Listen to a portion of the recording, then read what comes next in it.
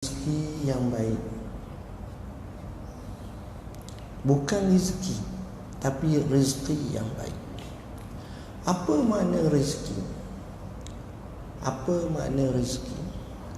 Rezeki ini satu kalimah yang umum berbanding dengan gaji atau pendapatan. Kalau gaji itu nampak gaji, penggajian gaji ini sejuzuk daripada rezeki, dan rezeki ini lebih luas daripada gaji. Ada orang kata gaji kita kena cari, tapi rezeki kita dikurniakan. Ada orang kata gaji kita tahu alamatnya, kita tahu tempat tinggalnya, kita tahu tempat dapatannya, kedai ke, pejabat ke, sekolah ke. Tapi rezeki adalah dia mencari kita, mengurniakan pada kita. Jadi bila sebut rezeki ini dia luas. Kesihatan adalah rezeki, isteri adalah rezeki, suami adalah rezeki, anak-anak adalah rezeki, gaji duit adalah rezeki, rumah adalah rezeki. Sampai kepada satu tahap ikut kebenaran pun rezeki, selamat daripada kebatilan pun rezeki.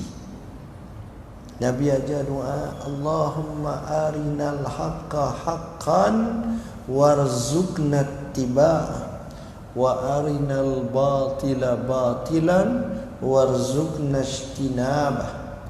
Ya Allah, tunjuklah kepada kami kebenaran itu sebagai kebenaran, dan rezekilah kepada kami untuk ikut. Tunjuklah kepada kami kebatilan itu sebagai kebatilan, dan rezekilah kepada kami untuk jauhkannya. Itu pun rezeki juga itu. Jadi rezeki ini konsepnya hebat. Dan rezeki ini direct dinisbahkan kepada Tuhan. Gaji kadang-kadang kepada majikan. Rezeki ini direct kepada Tuhan. Bagaimana kita nak meraih rezeki? Dalam kamus orang Islam, kita kena faham rezeki ini adalah milik Allah. Maka yang merezekikan kita adalah Allah. Makanya kita ikut segala arahan Tuhan, maka Allah akan rezekikan kita. Salah satu ajaran Tuhan, arahan Tuhan yang terbesar namanya taqwa Allah. Maka Allah menyebut, wa man yattaqillaha yaj'al lahu makhraja wa yarzuqhu min haitsu la yahtasib. Siapa yang bertakwa kepada Allah, Allah jadikan jalan pelepasannya, dan Allah rezekikan kepadanya sekira-kira dia sendiri tak tahu ke mana datang. Min haitsu la yahtasib. Gaji kita tahu dah, tiap bulan insya-Allah kita dapat daripada bagian-bagian. Tapi rezeki ni dia lain. Rezeki ni dia boleh datang daripada apa yang kita tak sangka. Banyak perkara rezeki. Dan rezeki ni bukan berdasarkan mesti gagah baru dapat rezeki, lemah tak dapat rezeki. Kata Imam Syafi'i rahimahullah, "Lau kana ar-rizqu ya'ti bi quwwatin ma akala al-usfuru syai'an ma'an nisri." Kalaulah rezeki itu datang dengan kekuatan, sudah barang tentu burung pipit, burung ciak tak dapat makan berbanding dengan burung helang. Sebab dia raja, dia menguasai. Tapi Allah bagi orang ni rezeki. Anak kita yang kecil baru lahir, Allah bagi rezeki melalui kasih sayang mak dia, perasaan kesian, sayang, berkumpul, akhirnya beri makan, beri minum dulu, beri susu, Akhirnya berlaku tumbesaran, akhirnya berlaku. Cara rezeki macam tu. Dan rezeki ni pelik. Dia mendatang. Seorang ahli tasawuf, dia tengok seekor kucing tua buta duduk di pasar. Memang sah buta. Dia tengok seekor kucing tua buta duduk di pasar. Lalu dia pun duduk kat kucing tu, ada jarak sikit. Dia kata dalam hati dia, aku nak tengok hari ni macam mana kucing tua buta tu boleh makan. Dah dia buta. Tuan-tuan tahu, dia duduk, tiba-tiba kucing muda datang. Kucing muda datang ni bawa makanan depan kepada kucing tua dan kucing tua makan. Kenapa Allah campakkan perasaan rahmat, perasaan kasih sayang terwujud kepada kucing tua, kucing muda tu? Ini rezeki Allah kata. Allah bagi. Allah bagi. Cuma pernah satu ketika dikatakan Imam Syafi'i berbincang dan berselisih pandangan dengan gurunya Imam Malik. Isunya rezeki ni berdasarkan kepada apa kita usaha atau memang Allah bawa, Allah beri. Imam Malik kata rezeki ni apa yang Allah bawa. Imam Syafi'i kata rezeki ni apa yang kita usaha. Kita kena usaha baru dapat rezeki. Jadi dua pandangan tok guru dengan anak murid. Imam Syafi'i ni anak murid. Satu hari Imam Syafi'i tengok orang tua ke apa bawa barang banyak. Imam Syafi'i pun ambil tolong pergi kat tu, tolong angkat barang, pikul hantar ke rumah orang.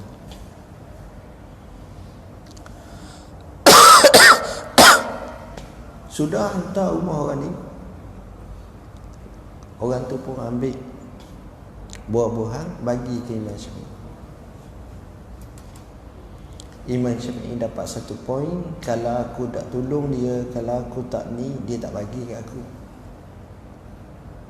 Maknanya aku usaha baru aku dapat rezeki. Maka suka bukan kepala, dia bawalah buah-buahan ni berjalan menuju kepada tok guru dia. Sampai kepada tok guru dia, dia letak depan tok guru dia, jom makan tok guru.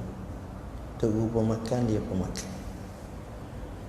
Lalu dia pun cerita, dia kata, tok guru, rezeki ni kita usaha. Saya buat diam-diam, saya dapat diam-diam. Tok guru dia pun senyum, benar. Tapi rezeki juga didatangkan. Tengok, tak semena-mena kamu bawa kat aku makan.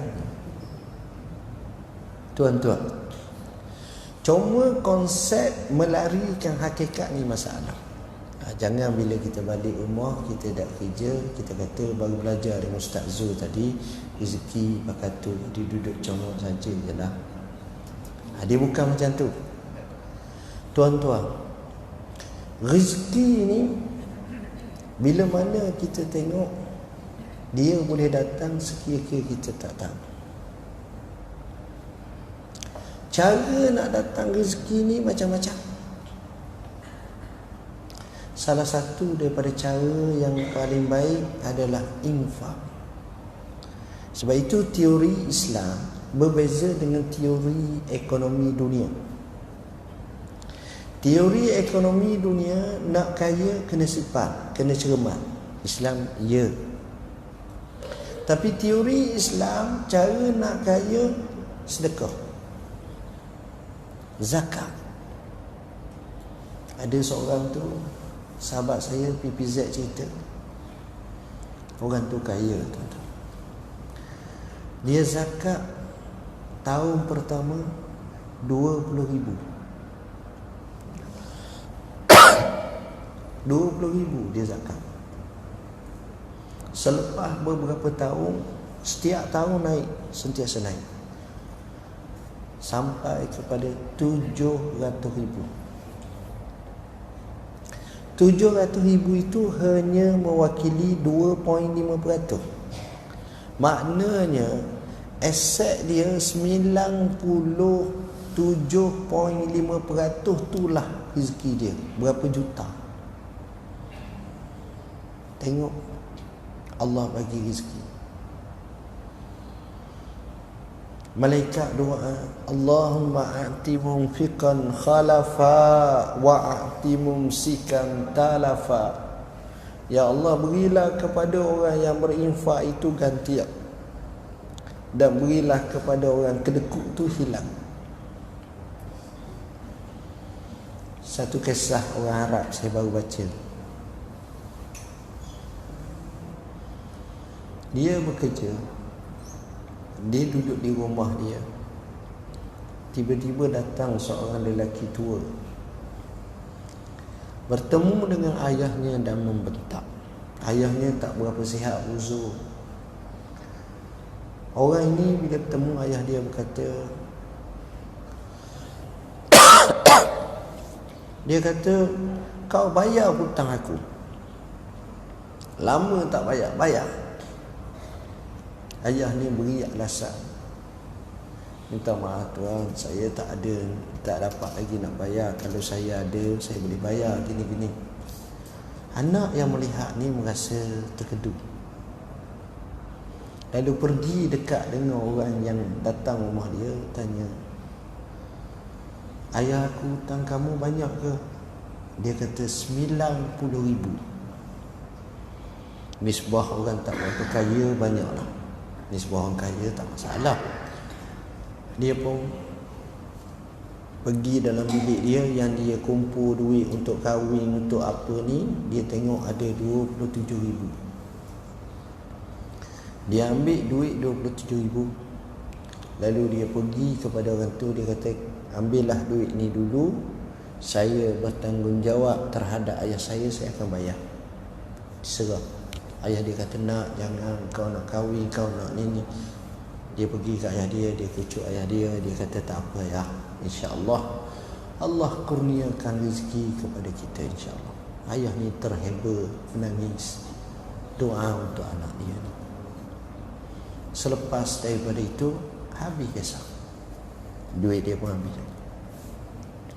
Dia kerja macam biasa, kerja. Entah macam mana, 2-3 hari sahaja selepas pada tu, kawan dia yang lama tak bertemu mari pejabat dia. Bila mari pejabat dia, kawan dia pun cakap dengan dia, awak kerja sini lama dah, boleh tak lah lama gini-gini. Apa kata awak resign lah, awak kerja dengan majikan saya pula. Dia kata, tak boleh lah nak resign ni, kerja sini stabil dah. Majikan saya suruh saya cari seorang yang siqah. Entah macam mana anda teringat ke, entahlah. Jom kita pergi. Pergilah sekejap, temu majikan. Sampai majikan tengok dia, rasa nak ajak dia kerja. Majikan tanya, gaji awak berapa? Dia jawab, gaji saya 5,000 riyal. Majikan kata, kau berhenti kerja, aku bagi kepada kamu 15,000 riyal. Dia pun terkejut lah. Kalau 5,000 juga mungkin tak payah berhenti juga. Ni 15,000. Lepas tu kawan ni pun kata, kereta dibagi, allowance ni bagi, allowance ni bagi. Bila dengar dapat banyak sangat, dia menangis. Sujud syukur, dia menangis, dia angkat tangan. Majikan tanya, kenapa kau menangis? Orang lain melompat suka. Dia kata, aku teringat apa yang ayahku kata kepadaku, dan dia kisahkan kepada majikan baru ni. Majikan baru tu terus kata, kalau begitu hutang ayah kamu juga aku akan settle sekarang.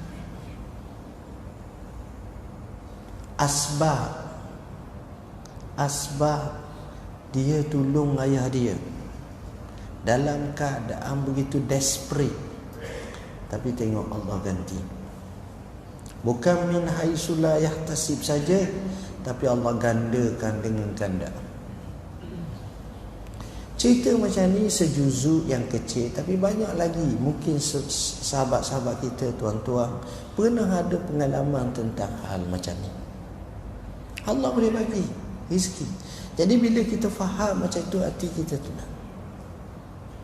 Kenapa Allah kata wa ma khalaqtul jinna wal insa illa liya'budun ma uridu minhum min rizqin wa la uridu an yut'imun innallaha huwar razzaq zul quwwatil matin. Aku tak ciptakan jin dan manusia kecuali untuk ibadat kepadaku. Aku tak minta daripada mereka sebarang rezeki dan sebarang perkara untuk mereka beri makan ke aku. Sesungguhnya Allah itu maha pemberi rezeki, lagi kuat, lagi ampuh. Cuba tekuni ayat ni. Ayat ni Allah sebut mula-mula matlamat kejadian manusia untuk ibadat.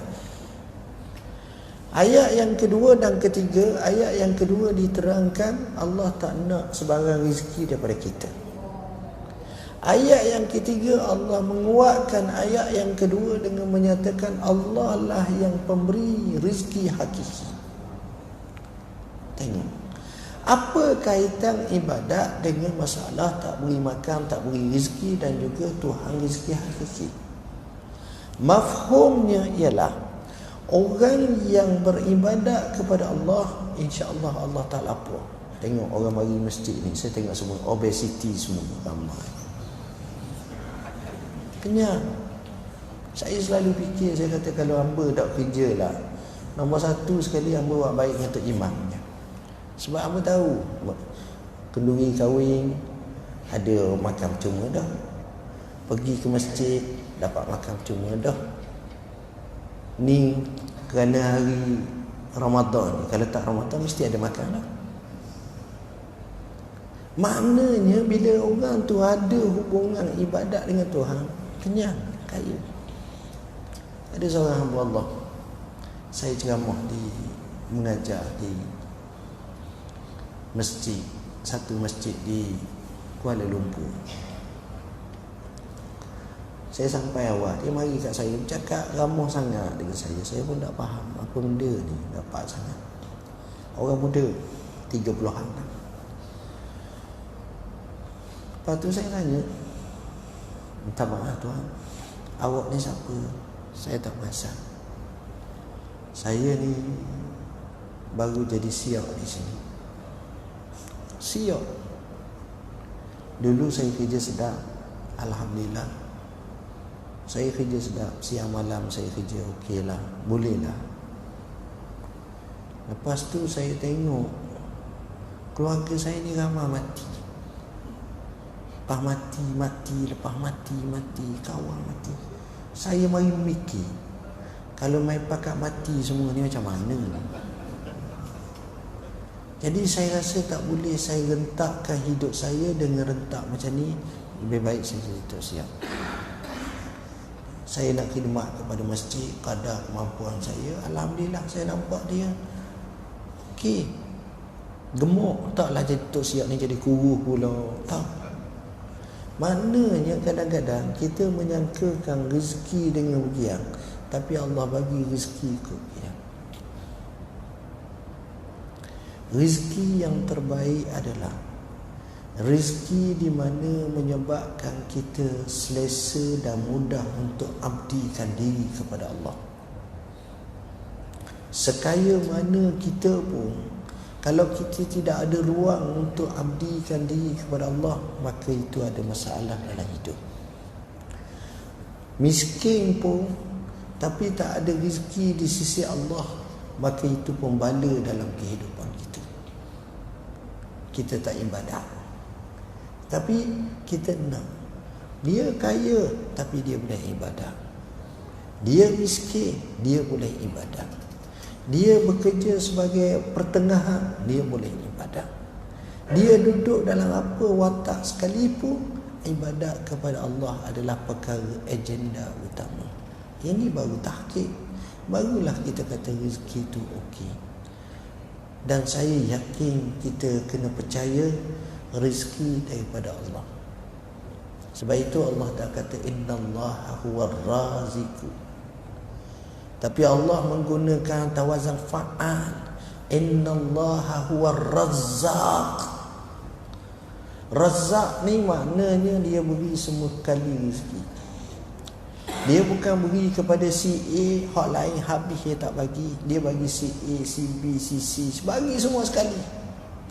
Anak dalam perut kandungan, janin dalam perut mak pun Allah bagi rezeki.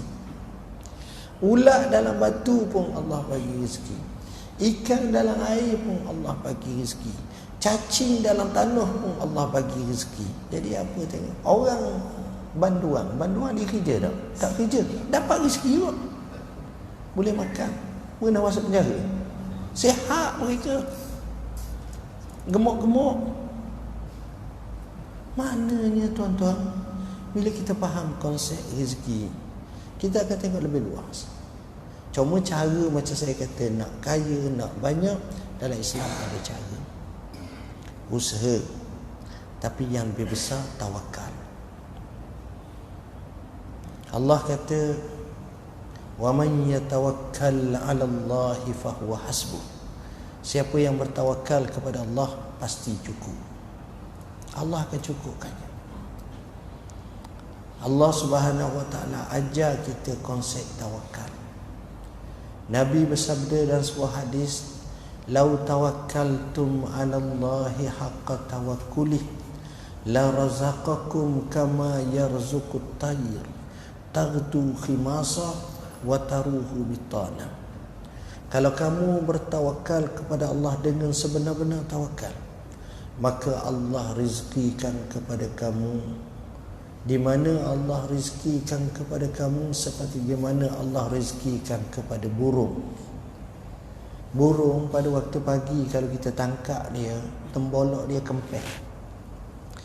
Pada waktu petang kita tengok, kita tangkap sekali lagi dia, kita tengok tembolok dia hampir seleret pada dahan kayu, kenyang. Burung dia tidak ada pejabat, dia tidak ada sekolah, dia tidak ada tempat kerja kah. Tapi burung ni kita tengok resmi dia apa dia. Pertama, dia mesti keluar waktu pagi. Hari cuti ke, hari raya ke, hari holiday ke, dia keluar kah. Kita dah nak tidur dah, dia tetap keluar. Hari hujan tak hujan, dia keluar. Kedua, sifat burung ni, dia pergi ke tempat yang dia tak ada tetap. Macam kita tetap pejabat kita, tapi burung pergi la ilaha syai, mana-mana ada rezeki dia cari. Ikhtiar burung itulah Nabi membandingkan orang bertawakal kepada Allah sama seperti burung. Dia tak kata sama seperti profesor, sama seperti cendekiawan, sama seperti peguam, sama seperti doktor, sama seperti orang cerdik ni. Tak. Itu rahsia yang luar biasa. Perjalanan takdir dan qada ilahi ini penuh dengan rahsia dan hikmah yang cukup sukar untuk kita fahami dan kita dapatkannya dalam menterjemahkan maksud dan makna, melainkan selepas berlaku. Contoh baru ni pilihan raya, siapa sangka? Semua tak sangka. Hak menang pun tak sangka, hak kalah pun tak sangka, hak tak masuk apa-apa pun tak sangka juga. Kalau kita sangka dah, kita pergi dah dekat hak yang akan jadi menteri-menteri ni, kita buat rapat daripada awal. Mengingat kalau mau jadi menteri gini-gini, senang. Tak sangka. Tengok tuan-tuan, tak sangka. Tengok. Bila peristiwa seperti ni, kita boleh tiba banyak tengok. Orang ni naik, orang ni turun, orang ni dapat jawatan baru, orang ni tak dapat dah jawatan sebagainya. Tengok Allah rezeki. Jadi bila konsep rezeki ni luar biasa. Dan kalau kita tengok orang kita selalu sebut bab rezeki ni, rezeki Kalau hak kita, dia akan berlaku. Kalau bukan hak kita, dalam mulut kita pun boleh mutah. Tapi kalau rezeki hak kita, tuan-tuan fikir tau, kita pergi kedai, kita makan nasi. Makan nasi putih je lah, tak payah nasi arak lah, nasi putih. Kita ambil 3 jenis lauk. Telur masin, ikan bawal, apa lagi kita ambil? Kita ambil lah sayur kobeh ataupun sayur sawi. 3 tu, kalau kita usul betul-betul, nasi tu daripada Ciaman, telur masin tu mungkin daripada Ipoh, apa lagi, kobeh tu mungkin daripada Cameron Highland, ikan ni pula mungkin daripada tempat yang lain pula. Rezeki, tapi masuk dalam tempat ni, yang akan masuk dalam mulut kita, dia bukan mesti rezeki depan kita, dekat dengan kita, mesti daripada tempat jauh. Tapi Allah jadi asbab macam tu. Oh, kata hebat rezeki Tuhan. Itu gambaran rezeki Allah. Dan rezeki ni ada hak kita milik, ada hak kita punya, tapi ada hak kita guna, apa hak kita makan minum. Kita buka almari baju kita, ada 80 pasang, tapi hak kita selesa pakainya 3 jenisnya, 3 helai je. Hak tu hak pusing, hak lain sekali-sekala je. Kadang-kadang nak turn sekali lagi tu 2 tahun setengah baru pakai pula. Lama dah pakai baju ni. Tengok rezeki Allah jadi. Sahabat-sahabat kita wanita ada emas, banyak gelang emas, tapi rezeki gelang emas tu hanya duduk dalam bekah je. Bekah tu dapat manfaat dengan gelang emas tu. Dia pakai, orang menikah ni bukan tiap-tiap hari. Dia pakai dalam majlis tertentu bukan tiap-tiap hari, nama pun tertentu. Tengok rezeki. Jadi konsep seperti inilah yang menyebabkan hati kita tak rasa susah. Tadi Tok Imam pengurusi umum masjid perlu pada dana, kita letak duit RM10, RM5 atau kemampuan kita. Sebenarnya ini juga rezeki. Tuan-tuan jangan anggap bahawa rezeki hanya dapat, tapi rezeki juga dengan memberi. Kita beri, itu rezeki. Rezeki kita dipahlakan, rezeki kita akan insya-Allah ada ganti. Kama tadi nutudang, sebagaimana kamu buat, kamu akan diganti. Tuan-tuan baca tak orang-orang yang banyak sedekah, tuan-tuan tengok tak dia jatuh apa-apa ke dana? Tak ada. Tapi orang kedeku tak bayar zakat, tiba-tiba jatuh apa-apa ke dana, tu banyak cerita. Tapi orang yang zakat, orang yang sedekah, orang yang buat baik, orang yang bagi sekadar dan seadanya, sebenarnya orang itu Allah akan bagi lagi rezeki yang lain. Allah akan bagi rezeki yang lain. Allah akan jadi macam tu. Ini bab rezeki memang cukup panjang kalau kita nak huraikan. Dan yang terakhir sekali, wa amalan mutakabbalah, amalan yang diterima oleh Allah. Buat satu perkara Allah tak terima, apa nak? Syarat Allah nak terima amalan ni apa dia? Para ulama menyatakan 2 syarat. Pertama, betul mengikut syariat atau sunnah. Kedua, ikhlas kepada Allah. Kalau kita betul dah tapi tak ikhlas, tak boleh. Kalau kita ikhlas tapi tak betul, tak boleh juga. Kena dua-dua. Dua-dua inilah yang dirangkumkan dengan satu kalimah, namanya takwa. Dan orang yang bertakwa ni dipanggil muttaqin. Kalau ramai-ramai bertakwa dipanggil muttaqin. Dan inilah yang Allah menyebut dalam Quran, innama yataqabbalullahu minal muttaqin. Sesungguhnya Allah hanya terima, bukan semua, hanya terima daripada orang yang bertakwa. Kita sebenarnya lembu besar, bapak lembu, bapak kerbau, bapak kambing pada musim haji untuk korban. Apa kata Allah? Allah kata, "Wa man yu'azzim sya'irallah fa innaha min taqwal qulub." Siapa yang membesarkan syiar Allah, maka dia termasuk dalam hati yang bertakwa. Para ulama menafsirkan sebahagian daripada membesarkan syiar Allah dalam ayat ni adalah cari kibah gemuk, cari lembu gemuk, cari kerbau gemuk, cari binatang kambing gemuk untuk dikorbankan. Mana hak besar, hak baik, hak terbaik. Baik. Saat yang sama bila Allah sebut macam tu, wa man yu'azzim sya'irallah fa inna, Allah Subhanahu wa taala sebut itu tandanya, tapi Allah juga sebut la yanalallaha luhumuha wala dima'uha walakin yanaluhu taqwa minkum. Tak sampai kepada Allah daging, sebab Tuhan tak makan daging kurban. Tak sampai kepada Allah darah-darah, tapi yang sampai kepada Allah takwa di kalangan kamu. Itu pun mestinya. Saya menyatakan takwa ini bila terangkum dalam ibadat itu dua perkara: membentuli apa yang menjadi neraca syariah dan sunnah, dan yang kedua keikhlasan. Maka ini yang Allah Subhanahu wa taala terima. Jadi dengan sebab itulah bila kita dapat amalan yang diterima, sebenarnya ini nikmat dalam kehidupan.